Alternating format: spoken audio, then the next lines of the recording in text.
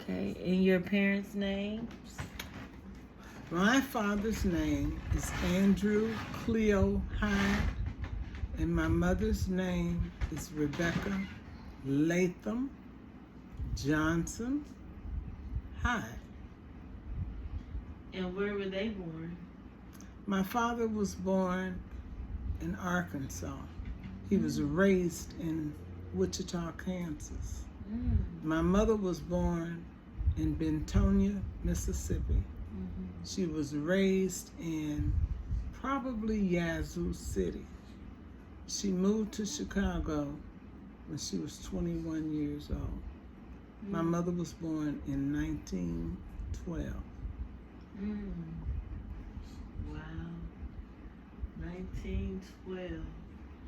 And how many children did your mom have? My mom had 7 children, 2 by my father. That's me and my younger brother, Andrew. And what's the other siblings' names? The oldest one was named William George Williams. We called him Phil Jr. Right. I remember the field. Then came Marjorie Williams. Then Dorothy Williams. Then Sandra Johnson. Sandra Johnson. Then Ronald Johnson. Then me, Tonya, and I'm called Tony, and Andrew. All right. And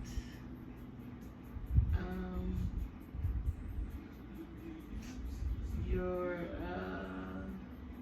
what was your career mostly in your adulthood? Clerical work. I always did clerical work. Prior to that, I worked, my first job, other than babysitting, I worked in a barbecue shack. And that was when I was in high school. I might have been maybe 15 or 16 years old. And then in high school, I took clerical course because I felt like I could always work. I could always find a job. Right. And I did. After I graduated from high school, I took a clerical course under the Childhood Development Program, Manpower. I'm sorry, it was Manpower Development Program. And I took a course that taught every office procedure. And now, how many children did you have? I had 3 children. Their names is Byron Hopkins, Brandon Hopkins, who is deceased, and Andrea Hopkins. She is deceased. And you are the matriarch of this family, and I don't know who's under you in age. Andrew. No, that's living. Oh, would be Margot. Oh, Margot, she's directly under you. Oh wow. And what about the oldest male? Who's the oldest male child? Would be Dorothy's son, Terry. Terry. I became the matriarch when Dorothy died. She died in Right. February of 2023. Right. She was 92 years old. Right. God bless her soul. And Auntie, what may be an unknown fact about our family that a lot of us younger people might not know that you can share? My mother's first 3 kids were Williams. my mother's husband, William George Williams, also called Phil, was abusive. And my mother had these 3 kids, and she lived with him. Now, this story I got from my mom. And she had 2 brothers that lived here in Chicago. And when her brothers found out that her husband was abusive, they sent for her and her 3 kids, because between the 2 of them, they could care for them. Right. And my mother left the oldest child. She wasn't allowed to bring. I don't know if it was because he was in school or what, but she had to like sneak away from this man. And so she brought the 2, Marjorie and Dorothy. Okay, Marjorie, though that is her name, we got that southern drawl, we call her Margie. Right. But her name was Marjorie. My mama brought both them, and it's my understanding that Dorothy was a small baby. They were 3 years apart. So just say Dorothy was 3, then Marjorie was 6, and Phil Jr. was 9. My mother got her a job, got her an apartment, and she went back to Mississippi to get her son. I know that's right. Who was living with her mother-in-law. And her mother-in-law wouldn't give it to her and wouldn't let her take the son back. And my mother couldn't wait around to be seen by her husband. So she stayed in Mississippi, going by the house, sneaking by the house every day. And one day she saw her son in the yard, and she snatched him out. And she brought him to Chicago. But before she left for Chicago, she set her mother-in-law's house on fire.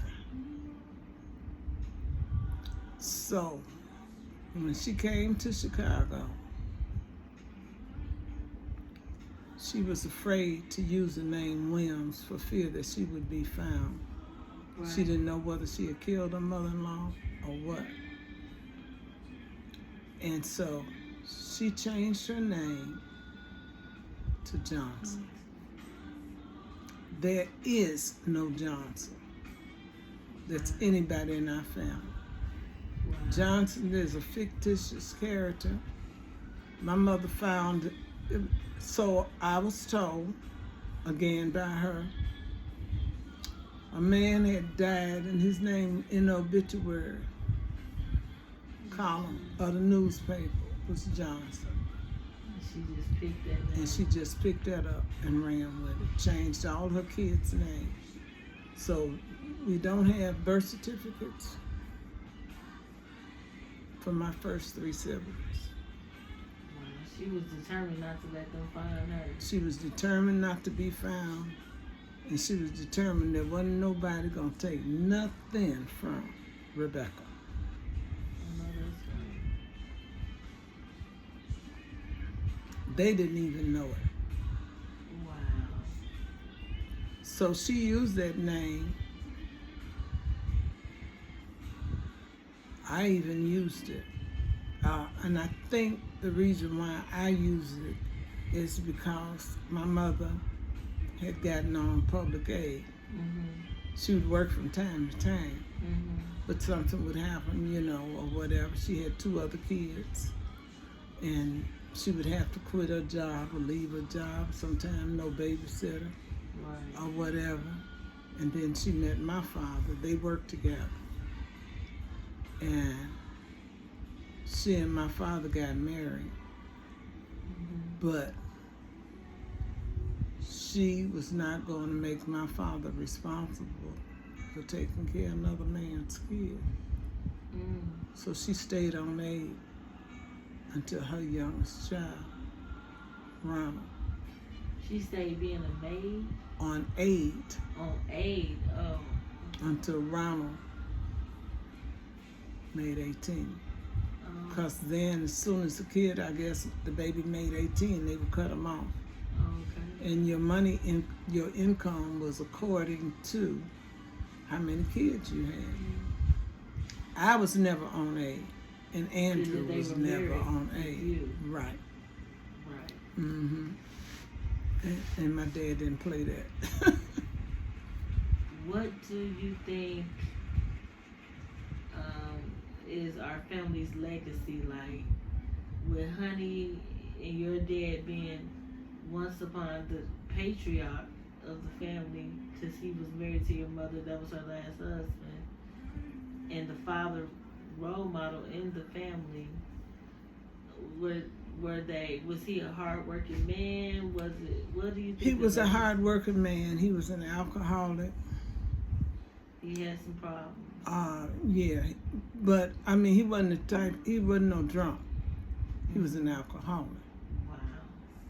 And he worked every day.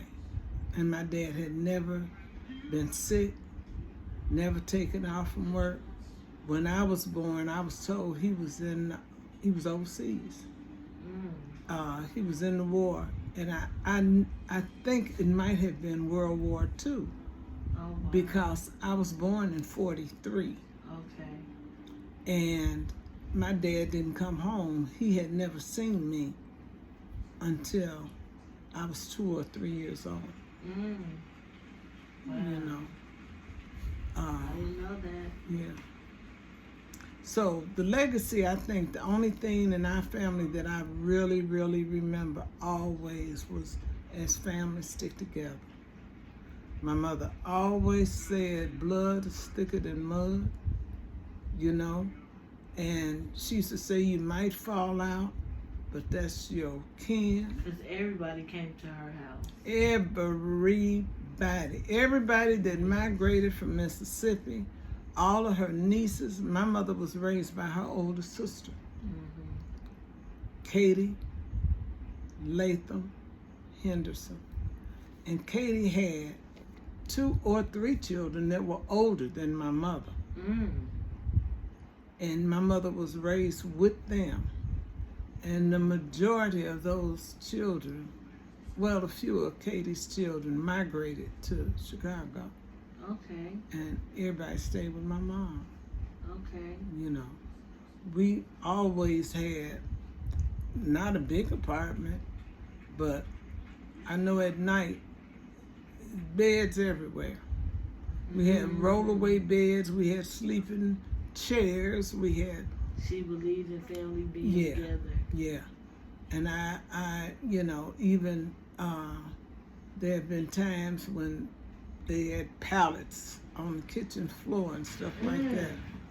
And my mama believed in providing, and you could always eat. Always. I'm just making sure it's still going. Okay. Next question is, we don't know who Grandma Honey's biological parents are, right? No, I have not been able. I found her father in the 2020 census. And what was his name? I mean, in 1920, his name was John Calhoun Latham.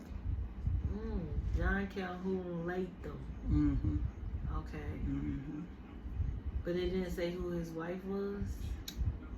It named her as Rebecca. My mother's named after her mother. And it said where they were born. Like one of them was born in Alabama, and I think the other one was in Virginia or West Virginia. I'm not sure. I can't remember. But I could not find anything beyond the 1920 census. And so we don't know how many siblings she had either. She said that she was the youngest of 13. Okay. And of the 13, our family only knew 3. There was Roscoe, Katie, who raised her, and Uncle Henry. Henry Arnold Latham. Okay, so those are, but it approximately could be 13 of them all together. All together. But we only know of the three. I know the names of some of them. Like she had a brother named Mac. He was the baby boy. My mom was the baby of the family. And she had a sister. We used to make fun of the name because the sister's name was Elmira Frances Elizabeth. That was one person. Yeah, that's a lot of names. She had another sister named Texarkana. That was her name? And one name, I think her name was Lou Alice. Okay, that's better. Texarkana, though? Oh, my God. Oh, and she had a brother named Riskew. Riskew and Roscoe. Roscoe.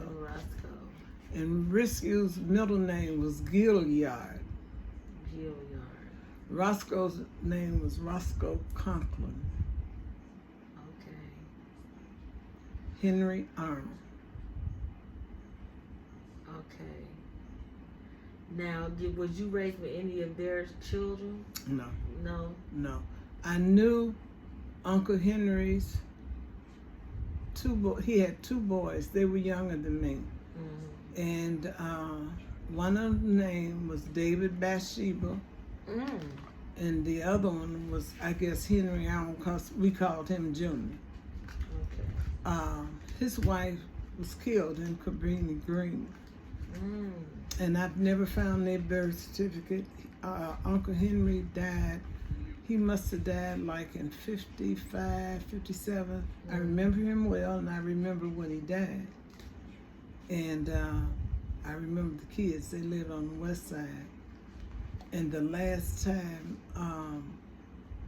I saw or heard from his wife was in 1971.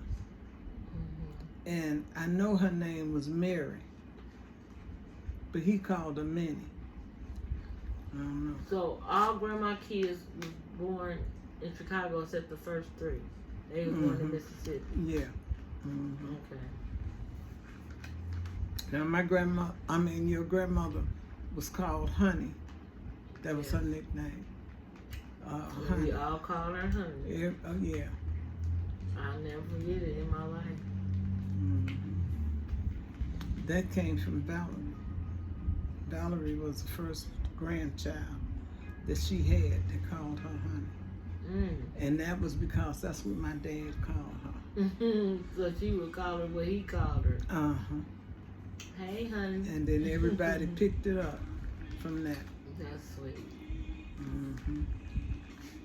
That's sweet. Okay. So my father, your big brother,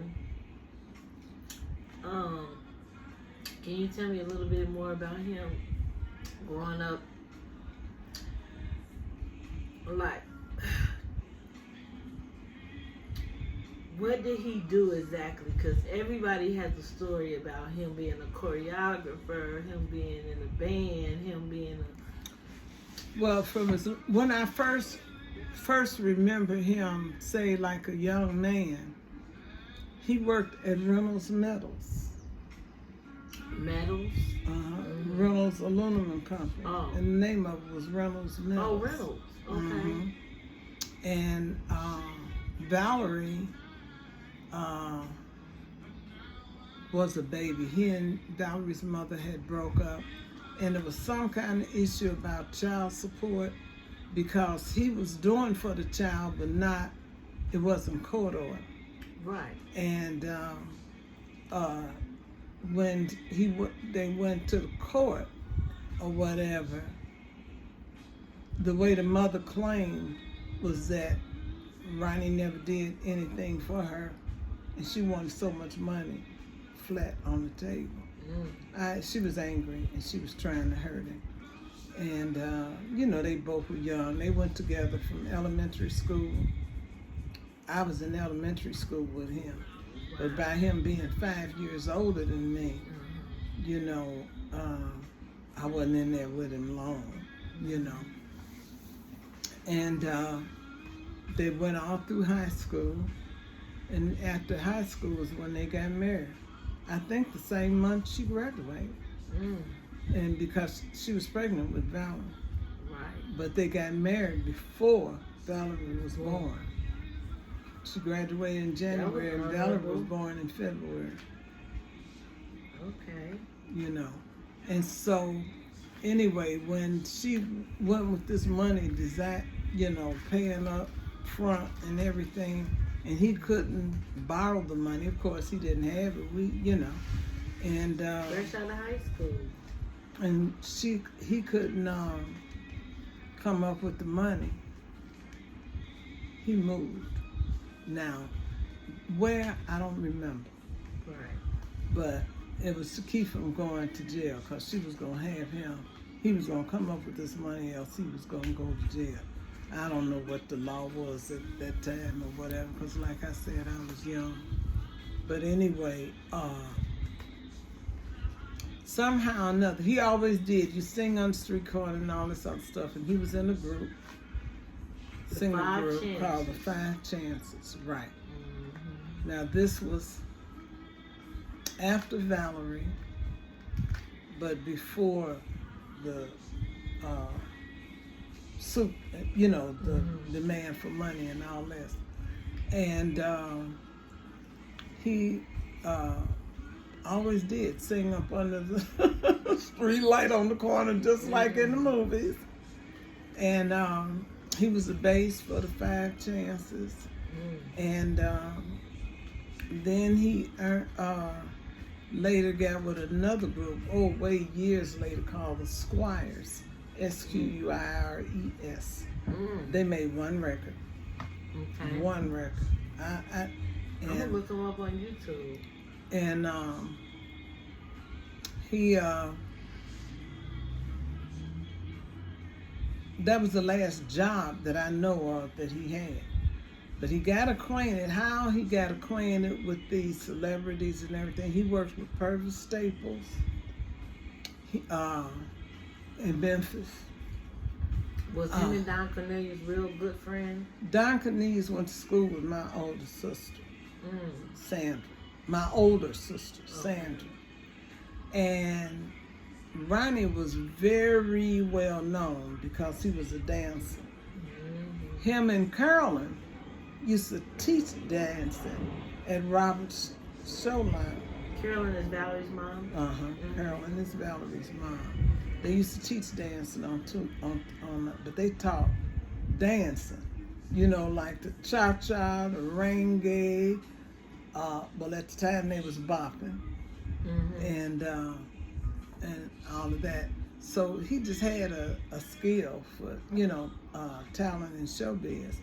Then he started, I don't know if he was working alone or what, but he started emceeing shows. He used to MC at Checkmate. It was another place called Guys and Gals, Guys and Dolls. It was on 69th Street. And that's where I first saw Michael Jackson perform. And Mike might have been about 9 or 10 years old. Wow. Back then, when I entertain or whatever, you throw money, up on the floor, and that's what kind of place Guys and Dolls was. One time at Checkmate, he was the MC in the show. Him and a guy named Clinton Gent, and he act like women. They had little skits and stuff like that. And Bill Cosby was at this show. I remember that. Oh, wow. And he works with a group called the Independents. And the Independents got a gold record. And they gave him a copy of the gold record. He was now, when you say work with them, what did he do with them? Choreograph. Okay. Okay. He choreographed. He worked with the Dales. And he worked with the Dales for years. And a lot of people knew him from working with the Dales. But the Dales never gave him any recognition or anything that I know of. Was he the same age as them? Or yeah, he around the same age as the Dales. Yeah. Okay. Matter of fact, one of them, Chuck Barksdale lives around down the street, not too far. And we had a tragedy here on the block. Girl across the street, her kids were caught in the fire and her baby ended up dying. And Chuck Barksdale's son heard about it and he came around, and the girl had anybody that had questions or anything to come to me. And so he came to my house and he saw a picture of Ronnie. And so he asked me, did I know him? And I told him, yeah. And he said, that dude, that was the cleanest dude or whatever. He used to work with my father. And this is Chuck Barksdale's son. And how he remembered Ronnie with his, he said that the car was I forgot what it was. It was a 1953 Jaguar. And everybody thought that it was a Rolls Royce. Everybody used to tell me my dad had a Rolls Royce. He never owned a Rolls Royce that I know of. I always used to say that because I always heard that. He never had a Rolls Royce, but he used to call this car the Big Girl. When he started making money again with the Dales, he had the car redone. It was what they call a ragtop convertible. He had the car redone and repainted, interior and everything. And the car, he still had the car when he died. And my mother gave it to Sandra. Sandra later sold it. I don't know how or what, you know, whatever. So he was chauffeuring at the time as a part-time way to make some money when his demise came. Now this is a story, this is what Ronnie told me. First of all, everybody knew Fluky. Ronnie and Fluky were friends. They went to school together, they had been friends like forever. And Fluky's regular chauffeur, whose name was Popcorn, wanted to take off, to go on vacation. And Ronnie was not working and had not worked for a minute. And Fluky offered him $1,000 a week to drive him. Who ain't gonna jump on that? Exactly. And that's what he was doing.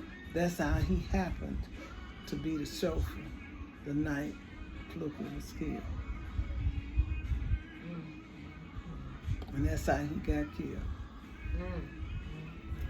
My mother didn't want him to take the job, but at the time he had moved, my father had died. He moved. He was living with my mother.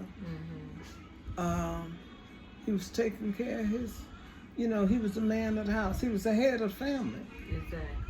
He was the male person there, and that's something too my mother always instilled.